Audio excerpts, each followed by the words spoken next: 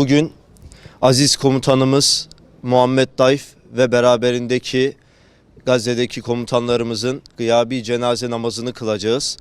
Cenaze namazımızı Erol Demirrek hocamız kıldıracak inşallah. Euzubillahimineşşeytanirracim. Bismillahirrahmanirrahim. Allah için namaza, Resulullah sallallahu aleyhi ve sellem için salavata, aziz şehitlerimiz Muhammed Daif ve arkadaşları için duaya, kişiler niyetine, uyun hazır olan imama.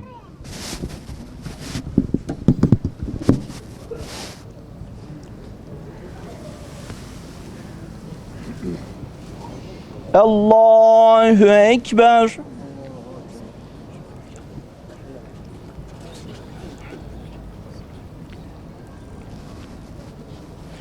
Allahu Ekber. Allahu Ekber. Esselamu aleyküm ve rahmetullah. Esselamu aleyküm ve rahmetullah. Aziz şehitlerimizin ruhu için, bütün şehitlerimizin ruhu için, Allah rızası için El Fatiha. Euzubillahimineşşeytanirracim. Bismillahirrahmanirrahim. Elhamdülillahi Rabbil alemin. Vessalatu vesselamu ala Resulina Muhammedin ve ala alihi ve sahbihi ecmain. İnna fetahna leke fethan mubina. Selam olsun Allah'a verdiği söze sadık kalanlara. Selam olsun bir volkan olup, bir tufan olup, işgale karşı patlayanlara. Selam olsun dünyevi hiçbir kaybın korkutamadığı müttaki müminlere. Selam olsun unuttuklarımızı hatırlatıp, kaybettiklerimize sahip çıkanlara.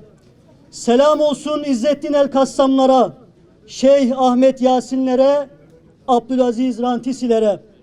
Selam olsun Yahya Ayyaşlara, selam olsun Muhammed Durralara, selam olsun aziz komutan İsmail Heniyelere, Yahya Sinvarlara, Salih Arurilere ve Muhammed Deyflere. Ve binlerce selam olsun ümmetin onurunu kurtarmak için bu kutlu mücadeleye ve mücahedeye talip olanlara. Kıymetli katılımcılar, değerli basın mensupları, Filistin davasını kalbinin tam orta yerinde hisseden, bu davanın, bu mücadelenin ve bu mücahedenin yılmaz savunucuları, bugün bir kez daha işgalci Siyonist İsrail'in ve kirli işbirlikçilerinin karşısında şanlı Filistin direnişinin yanında olduğumuzu ilan etmek için toplanmış bulunmaktayız. Bugün bir kez daha şehit şehit büyüyen bir mücadelenin aziz şehitlerini anmak ve şehadetlerini kutlamak amacıyla bir araya gelmiş bulunmaktayız. Kıymetli kardeşlerim, değerli basın mensupları, 100 yıla yakın bir süredir gerek Filistin topraklarını, gerekse de İslam topraklarını sistematik bir şekilde işgal etmiş olduğu topraklarda kadın, yaşlı ve çocuk demeden katliamlar gerçekleştiren merhum lider Erbakan hocamızın da ifade ettiği üzere İslam topraklarında adeta bir çıbanbaşı vazifesi gören katil İsrail 7 Ekim sabahında bölge ve Filistin toprakları üzerinde uygulamaya koyduğu planlarının yerle yeksan olacağını mutlak başarıya ulaşan Aksa Tufanı operasyonu ile acı bir şekilde tecrübe etmiştir. Bugün bir kez daha bizleri bu kutlu sabaha uyandıran, bu mukaddes mücadelenin safında yer almamızı sağlayan Cenab-ı Allah'a sonsuz hamd ediyoruz. Kıymetli kardeşlerim, Aksa Tufanı operasyonuyla birlikte gasıp Yahudi varlığının Gazze nezdindeki ve bölge nezdindeki tüm kirli emelleri yerle yeksan olmuştur. Yenilemez, yıkılamaz ve geçilemez denilen ne varsa hepsi hiçliğe esir olmuştur.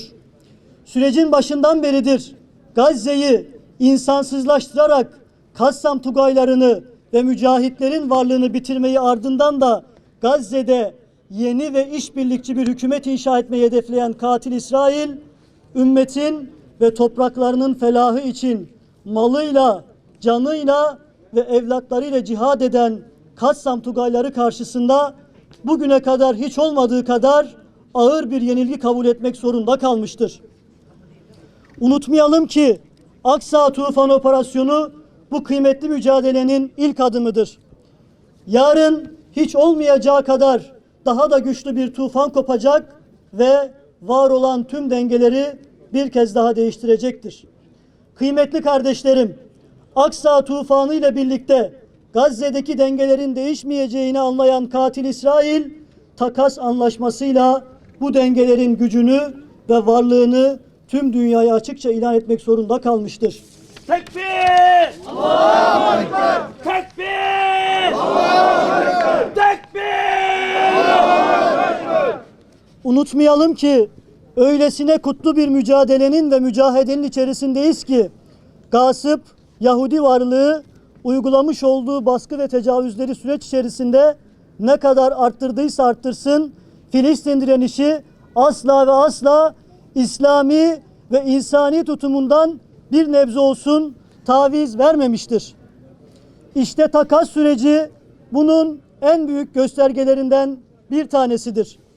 Filistin'deki zulüm hiç olmadığı kadar arşı titretmişken masum Filistin halkı açlığa ve kimsesizliğe mahkum bırakılmışken mazlumların zalimlere karşı uygulamış olduğu bu tutum bizlere bir kez daha nebevi mücadelenin nasıl olması gerektiğini ve zaferin mutlak sahibinin kim olduğunu açık bir şekilde göstermiştir. Kıymetli kardeşlerim, unutmayalım ki bizim mücadelemiz şehitlerin kanıyla filizlenen bir mücadeledir. Bizim mücahedemiz şehit şehit büyüyen bir mücahededir. Bizim direnişimiz şehitlerin açmış olduğu yollarla zafere ulaşacak bir direniştir. Şehitlerin yolunu sürdüreceğiz! Şehitlerin yolunu sürdüreceğiz! Şehitlerin yolunu sürdüreceğiz! Nasıl ki Filistin mücadelesinin bugünlere taşınmasını sağlayan aziz komutanlarımızın şehadetleri bu kutlu direnişi sekteye uğratmamışsa dün olduğu gibi bugün de aziz komutanımız Muhammed Deyf'in ve direnişinin kahramanlarının şehadetleri bu mücadeleyi durduramayacaktır. Direnişimizin sözcüsü Ebu Ubeyde'nin de ifade ettiği gibi liderlerimizin yerine yeni liderler, bir askerin yerine 10, bir şehidin yerine binlerce direnişçi gelir. Bu kutsal topraklar zeytin ağaçları gibi mücahitler yetiştirir ve yetiştirecektir biiznillah. Kıymetli kardeşlerim, kendine Müslüman diyen herkes hatırlamalıdır ki elbet bir gün toprak olacağız. Tek gayemiz Allah'ın rızasıdır. Rıza ilahi ancak bütün varlığımızla cihad etmekle, Müslümanların sevindiğine sevinmek, üzüldüğüne üzülmekle olur. Cenab-ı Hak, Siyonist İsrail'e karşı çarpışan yiğit kardeşlerimize güç, kuvvet versin. Attıklarını isabet ettirsin. Bu kıymetli mukavemeti İslam ümmetinin uyanışına ve Aksa tufanının mutlak zaferine vesile eylesin. Buradan tekraren aziz şehidimiz Muhammed Deyf başta olmak üzere tüm şehitlerimizin şehadetlerini kutluyor. Bu kıymetli mücadelenin yalnız ve kimsesiz olmadığını bir kez daha ilan ediyoruz. Özgür Kudüs'te buluşmak dileğiyle Esselamu Aleyküm ve Rahmetullahi ve Berekatuhu.